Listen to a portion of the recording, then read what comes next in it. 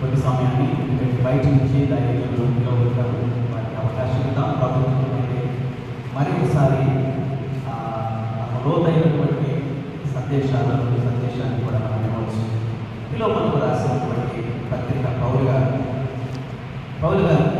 రోమా ఖైదీగా ఉన్నప్పుడు ఆయన రాసినటువంటి ఉత్తరాలలో ఇది పర్సనల్ లెటర్ ఆయన మనకు రాసుకుంటున్నాడు. నేను మొత్తం కూడా మనకు ఈ వచనాలు మనం జ్ఞాపకం చేసుకొచ్చినప్పుడు 25 వచనాలు ఉన్నాయి. 25 వచనాలు ఫిలోమోను అంటే దేవుని ప్రేమించువాడు అని అంటారు. ఫిలోమోను అర్థమైతే దేవుడిని ప్రేమించువాడు అని అంటారు. ఫిలోమోను ఎవరు అంటే ఈ ఫిలోమోను కొలసీలో నివసించేటువంటి వ్యాపారం చేసుకునేటువంటి వ్యక్తికి ఫిలోమోను. కొలసీలకు రాసిన పత్రిక 4వ అధ్యాయం 7, 8, 9 వచనాలలో ఫిలోమోను గురించినటువంటి సంగతిని మనం చూస్తాం. కనుక ఫిలోమోను రాసిన పత్రిక ఆయన ఒక నూలు వ్యాపారం చేసేవాడు. ఆ కొలసీ పట్టణానికి పౌలు గారు సువార్త ప్రకటించడానికి వెళ్ళినప్పుడు ఆయన సువార్తలో పట్టబడ్డాడు ఫిలోమోను. ఇది క్రీస్తు శకం 64వ సంవత్సరంలో ఇది రాయబడినటువంటి ఉత్తరంగా మనం చూస్తా ఉన్నాం. 25 వచనాలు ఉన్నాయి, 435 పదాలు ఉన్నాయి. మొత్తం మీరు లెక్క పెడితే ఫిలోమోను వృక్షములు 25 వచనాలలో 435 వచనాలు ఉన్నాయి. మొదటిదిగా మనం చూద్దాం. మొదటి వచనం మనం చూద్దాం. క్రీస్తు యేసు ఖైదీనైన పౌలును, సహోదరుడైన తిమోతియును, మా ప్రియుడును చదపనివాడైన ఫిలోమోనును, మా సహోదరి అయిన అప్పియాకును, తోటి యోధుడైన అగ్రిప్పును, నీ ఇంట ఉన్న సంగమనకు శుభమని చెప్పి రాయాలి. మన తండ్రి అయిన దేవునియు ప్రభు అయిన యేసు క్రీస్తునియు ప్రభువు సమాధానము కలుగునుగాక. పరిశుద్ధులైన తండ్రి, జీవాన్ని బట్టి మీకు స్తోత్రములు చెల్లిస్తున్నాను నాయన. ఈ అనాది సంకల్పంలో నాయన ఈ యొక్క దేవుని మందిరములు యునైటెడ్ దేవుని మందిరములు క్రీస్తు మందిరములు ప్రభావ ఈ విడలుగా ఆరాధనలో పాల్గొనవచ్చు. మిమ్మల్ని సేవించడానికి, స్తుతించడానికి, గణపరచడానికి, ఆరాధించడానికి ఏ యోగ్యత లేనటువంటి మాకు యోగ్యత ఇచ్చి ఈ పాత సన్నిధిలో చేర్చుకుని ఈ బలకు పచ్చని వెలుగు మొక్కలే నాటి ఈ బిడ్డలుగా మమ్మల్ని ఏర్పాటు చేస్తున్నటువంటి స్తోత్రము.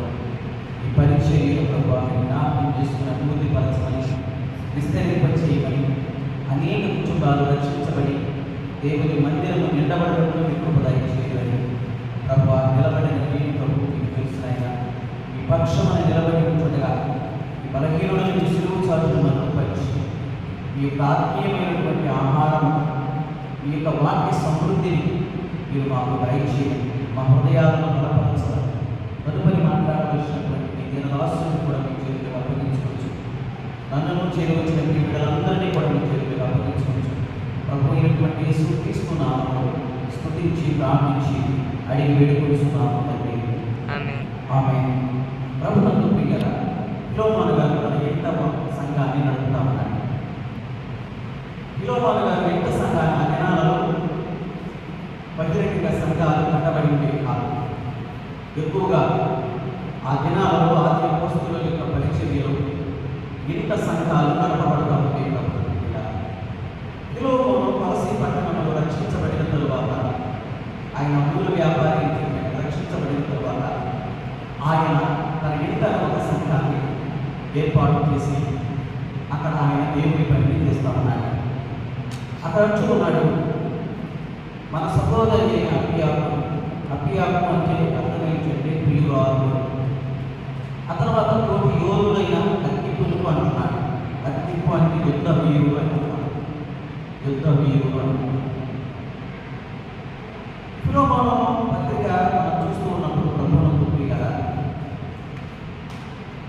ముఖ్య ఉద్దేశం ఏంటంటే ఇక్కడ మనేసేపు తన ఇంటిలో పనిచేసేటువంటి ఒక పనివారు,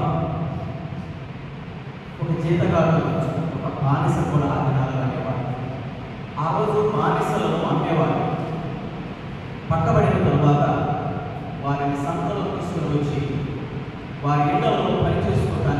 వ్యాపారస్తులు కానీ పెద్ద పెద్ద ధనవంతులు కానీ ఆ బానిసలను కట్టేసి వారికి ఒక గుర్తు మొహాన కానీ చేతిని కానీ ఒక గుర్తు వేసేవారు పర్మనెంట్గా.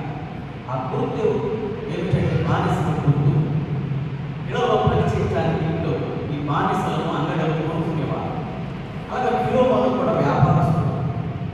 ఆయన ఇంట్లో కూడా పని చేయడానికి ఈ ఒనేసిమును ఆ ఇంటిలో ఒక పనివాడిగా ఆయన తీసుకుని